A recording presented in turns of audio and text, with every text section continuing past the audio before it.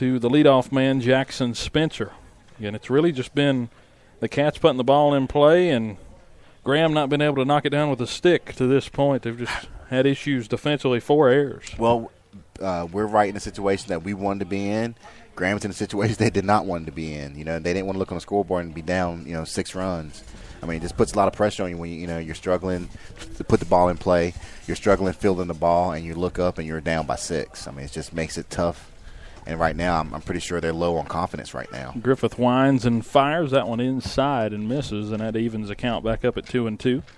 Spencer opened the game with a single and was left out to dry at third to end the inning. Well, they had runners at second and third with nobody out. Nobody out, yeah. And they weren't able to cash in, and that really slows you down from a hot start as a 2-2. And in these tournament play, you really got to get off to a hot start. Shallow right, Medley in, squeezes it for out number 1.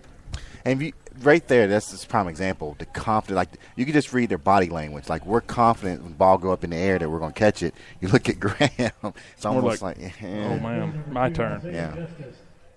Justice now at the plate, and that's 31 pitches here or there for Griffith. I'm not going to say we've got every pitch, but we're somewhere nearabouts.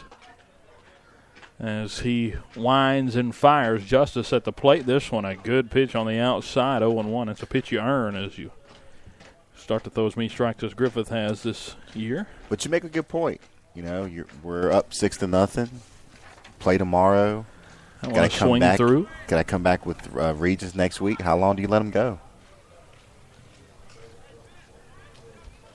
It'll be interesting to see because especially who they bring in. They're not going to bring in Dixon. You can imagine he's our championship guy tomorrow if we make it, as that one misses low. 1-2 to Justice. On the year, Zach Griffith 5-2. He has 2 saves as well and 6 starts. This is number 7 for him. 2.49 ERA. That's second best on the team. Jordan Dixon has a 1.77 ERA. We'll see him tomorrow. 58 strikeouts coming into today's game. Both of them have that many. It's impressive. Griffith has thrown 39 innings. And that's their strike 3 swinging. And they'll have to throw down after the drop third strike, and they'll get it. 2-1 on the putout. That is 4 strikeouts now on the afternoon for Griffith. Yeah, it's definitely interesting when you can go through and look at all the stats that Mr. Sword keeps up here. A lot of information we could go through there. Take you a little while, but you could sort through it. 2 outs in the inning, nobody on, and Cam Allen at the plate. Griffith gets a called strike. It's 0-1. He hasn't worked a 1-2-3 inning to this point. Now, there is a stat for 1-2-3 innings, and I saw that earlier today when I was looking through these notes. And Griffith is second on the team with 12 of them coming in. Is that one a called strike, 0-2, 1 pitch away from getting through this inning, 1-2-3. That's impressive. There's a lot of stats there. Wind and fire. The 0-2 misses down and away. Good eye by Cam Allen. Allen struck out swinging his last time. Nick Miller on deck. We got 3 and 4, but 3 has to get on before 4 will get a chance here in the third. 6-0. Cats lead it. Breaking ball grounded towards third. Good play by Haas coming over. He'll throw across in time and got him. Good play there defensively. Looked like I might have spoiled that, what I said, but a 1-2-3 inning for the Cats. It goes 5-3 on the ground out. That's now 13 1-2-3 innings on the year for Zach Griffith. When you think about that, that is a pretty good number. And Jordan Dixon has 15. I mean, that's impressive. I mean, when you can get one up, you can get 1, 2, 3 just like that. I mean, like we looked at Graham, like we had our lead runner on base with nobody out. That just puts pressure on the team to make a play, to make basic plays. A pop up and you drop it, things like that, and a missed ball by the catcher, and next thing you got a guy on second and third that shouldn't be there. So it makes it a lot easier when you can get those 3 outs.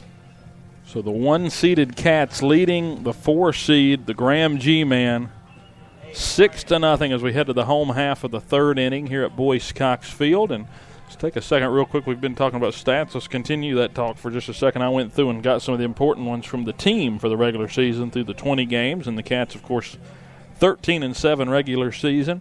doesn't seem impressive. 13-7 doesn't. No, but like you said earlier, 6 of the losses were to some great tough teams early in the year. I think the most important thing is they started off 1-5. Well, I was going to say, what was their early record? Like it was like 1-4, 1-5. Yeah.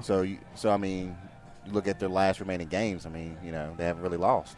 They scored 140 runs in those 20 games, 148 hits. Only bunted 4 times, and Jamie had all 4, or 3 of them, 3 of the 4. 110 singles out of the 148 hits, 29 doubles, 4 triples, and 1 homer. It was inside the Parker. 117 earned RBIs, 86 walks, 106 strikeouts. So not really that many strikeouts as you would think for a whole team in 20 games. And they had 48 out of 53 stolen base per attempt. That's so good. really That's high great. clip there. No wonder why Coach Daniels loves that. And this is amazing. 20 games we grounded into just 4 double plays or lined into them. So it's pretty good. 311 batting average as a team, which is decent.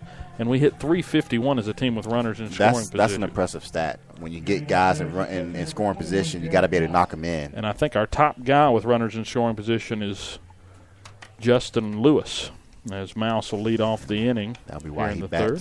That's cleanup. Yeah, that helps. You got a man like Lewis.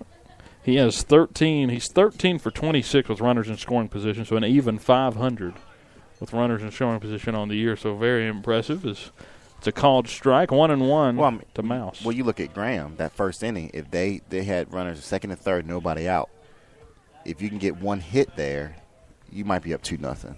So, I mean, it totally changes the way you play. Now, I don't know if it changes the Cats the way they play, No, but it helps but you I from a mean, confidence standpoint where you haven't led yet against Virginia High all year in the 2 meetings.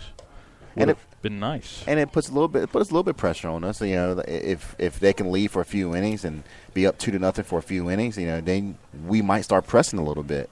That one misses high. 3-1 to Mouse is the delivery inside corner. They like it in on the hands, and it's called a strike. 3-2.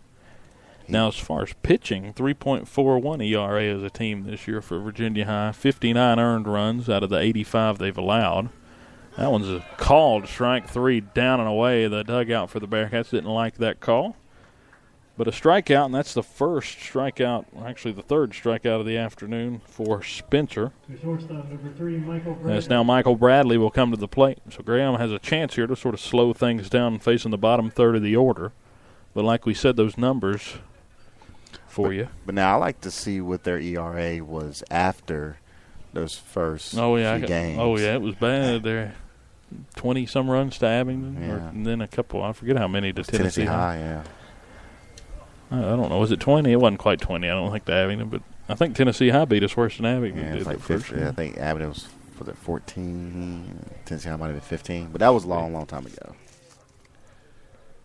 15-0, yeah. This one's lined into left field. Nearly over the head of Spencer. He almost overran it, but able to get back just in time and reach over his head for the second out of the inning.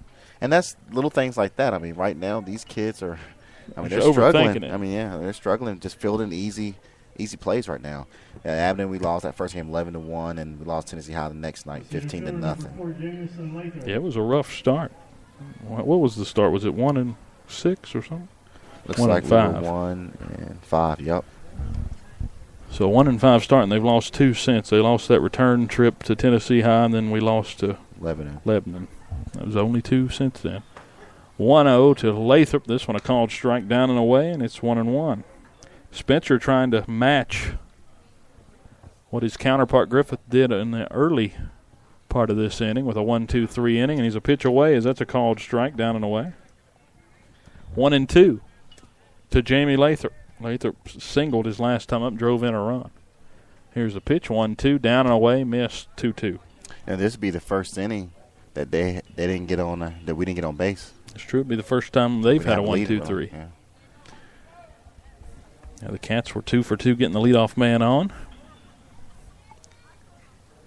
in the ball game, but today in this inning, that is the third inning, they haven't been that way. And that one, I don't know where it missed. It was on the outside corner around belt high. I think we got home cooking there. 3-2 to Lathrop, and he'll get a second chance here. That one, same spot, just a little bit more over the plate than the last time. Maybe a little high, and it's a walk to Jamie Lathrop. Usually, the old saying goes, you can't take anything close. I mean, he took 2 close pitches there with 2 strikes. It was just too close to take, and he took them both. So had a chance there to go 1, 2, 3, but now the 4th hitter of the inning will come to the plate. And you have the speed out there, so if you're Coach Daniels, hey, and they'll go. There you go. Pitch is in the dirt, and they won't even make a throw, and I don't blame them. I was about to say don't even throw it. If you throw it, you risk making more. An error. Yeah. Going in the center field. And plus, Medley's 0 for 2 today, but he did get on by an error the first time, but struck out swinging. Medley's struggled of late, here and there. Not sure what his average is on the year. But I think it was 290, 293. So not quite the same clip we saw last year. That one missed high. 3-0 to Bobby. He was at 293. So still not bad, but of late. I'm just saying. He's cooled off. He might have been hitting over 300 before. I want to say the last game on broadcast, he was over 300. That one a called strike. 3-1. Our sign over here, I can see it starting to teeter. It's about down over here of the duct tape. I don't know what it is. That sign has the hardest time staying stuck to anything. Here's the 3-1 to Medley, and he fouls it back. Full count to Bobby. Thing about what you get in Bobby when he's at the plate, you get an aggressive guy who's going to try to get on base, and he's got some wheels too, and he can hit for power. In the bottom of the order, like we said, the averages aren't that bad at the bottom. Right. So he has opportunities to drive in guys as there's a ground ball to third. Good play over there by Klein, and he'll throw across just in time to beat Medley for out number 3 of the inning. 5-3. Goes from a 3-0 count to 3-2, and he gets the ground out. No runs in the inning. No hits, no errors, and 1 left on. That was a close play at first. So as we head to the top of the 4th, still 6-0. So Graham able to temper the momentum the Cats had built up over the first 3 innings. Now, if you're Graham right now in this inning, to me, you have to get a few runs. And that's just to maybe keep Griffith in the game. Because, again, how long do you stick with him? But it gives you confidence. You just got out of a great inning there.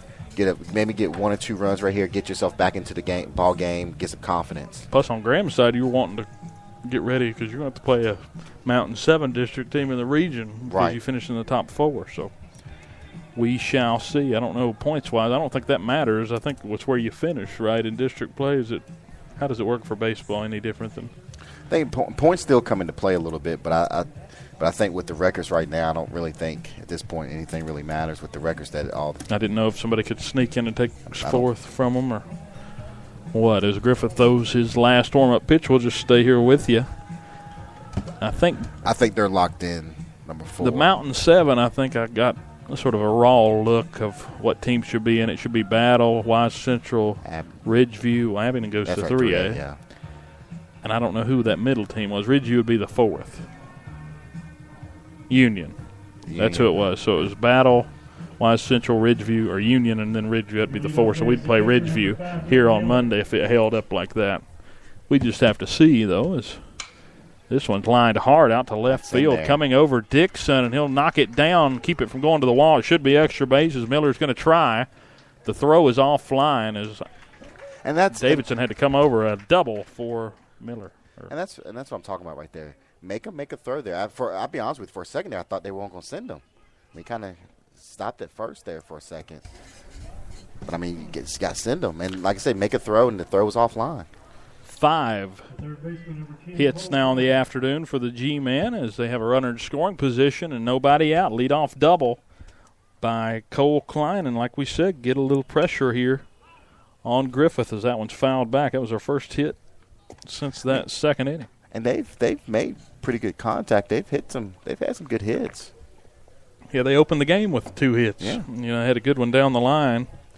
Their top 4 of 3 of the 5 hits this afternoon. As that one misses, it's 1-1 to Klein. Klein grounded out to short last time out. That was when we had that runner interference call. Bradley tried to throw it over but didn't make it in time. Here's a 1-1, so he got credit for a hit as that one's through into left. See, that's a base hit.